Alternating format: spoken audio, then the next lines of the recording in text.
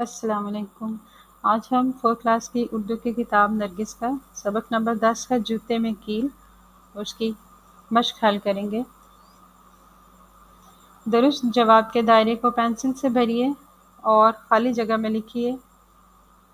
Number 1 ہے مدرسہ dash دور تھا، 1 میل، آدھے میل، 2 میل یا 4 میل۔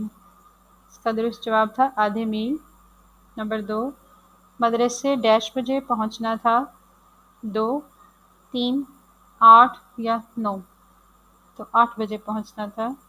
نمبر 3 ہے مدرسے پہنچنے میں صرف ڈیش منٹ رہ گئے تھے، 4، 5، 10، 3۔ کا درست جواب ہے 10۔ نمبر 4 ڈیش کی کیل چبھ رہی تھی، بستے، کرسی، دیوار یا جوتے، تو جوتے کی کیل چبھ رہی تھی۔ نمبر 5 جوتے میں کیل کی وجہ سے وہ ڈیش کر چل رہا تھا، لنگڑا، چکرا، بیٹھ، سو، تو وہ لنگڑا کر چل رہا تھا۔ نمبر 6 بوٹ میں کیل کی وجہ سے وہ ڈیش کے لیے جانے سے بے بس تھا، لڑنے، بیٹھنے، چلنے یا پڑھنے، تو پڑھنے سے بے بس تھا۔ مصرے ملا کر شعر مکمل کیجیے اور اپنی کاپی میں لکھیے۔ پہلا مصرع ہے بس دیکھی تو بس نہ ملی۔ اس کا دوسرا مصرع تھا بھاگا گر کر ناک چھلی، اس کو ہم نے لائن سے میچ کر دیا ہے، آپ بھی اپنی کاپی میں اسی طرح لکھ کے تو اس کو لائن سے میچ کر دیں۔ مدرسہ میرا آدھے میل، جوتے کی ہے ظالم کیل۔ نمبر 3 ہے مدرسے جانا تھا پاپوش، میرا اس میں کیا ہے دوش۔ نمبر 4 بوٹ کی کیسے کیل بٹھاؤں، بے بس پڑھنے کیسے جاؤں۔ نمبر 5 گھر کی طرف ہی لوٹ چلوں، روڈ پہ کب تک خوار رہوں۔ سوالوں کے جواب اپنی کاپی میں لکھیے۔ سوال نمبر 1 ہے اس نظم کے شاعر کون ہیں، ان کا نام لکھیے۔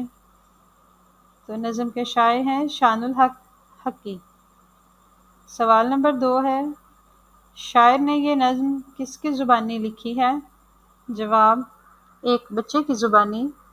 سوال نمبر 2 شاعر نے اس نظم میں کس مسئلے کا ذکر کیا ہے۔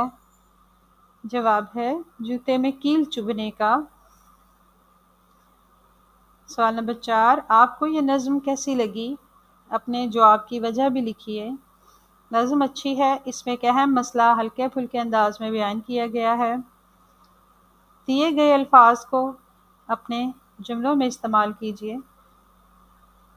الفاظ جملے ہیں آدھے، بچے کا اسکول آدھے میل دور تھا، قدم، جوتے کا کیل بچے کو 2 قدم بھی نہیں چلنے دے رہا تھا، باقی، اسکول کا وقت تھوڑا ہی باقی تھا، خوار، کیل کی وجہ سے بچہ رستے میں خوار ہو رہا تھا، تنگ، جوتے کی کیل نے اس بچے کو بہت تنگ کیا تھا۔ قواعد استفہامیہ الفاظ، اس نظم میں استفہامیہ یعنی سوالیہ الفاظ استعمال کیے گئے ہیں۔ نظم دوبارہ پڑھیے اور وہ مصرعے نقل کیجیے جن میں یہ الفاظ استعمال ہوئے ہیں۔ کب، کب کے 3 مصرعے ہیں نظم میں۔ کب تک یوں لنگڑاتا جاؤں، کب چلنے دے 4 قدم، روڈ پہ کب تک خوار رہوں، کس، 8 بجے پہنچوں کس طور، کتنا، کتنا بھاری ہے یہ غم، کیا، میرا اس میں کیا ہے دوش، کیسے، بے بس کیسے پڑھنے جاؤں۔ اگر اسم واحد مذکر اور جاندار ہو تو یہ نون کا اضافہ کرتے ہیں، جیسے حاضر سے حاضرین۔ یہ عربی قاعدے سے واحد جمع بنانے کے قاعدے ہیں۔ عربی قاعدے سے ان الفاظ کے جمع بنائیے سامع سامعین، مسلم مسلمین، ناظر ناظرین، صابر صابرین، ناظم ناظمین، ظالم ظالمین، فاتح فاتحین، ماہر ماہرین۔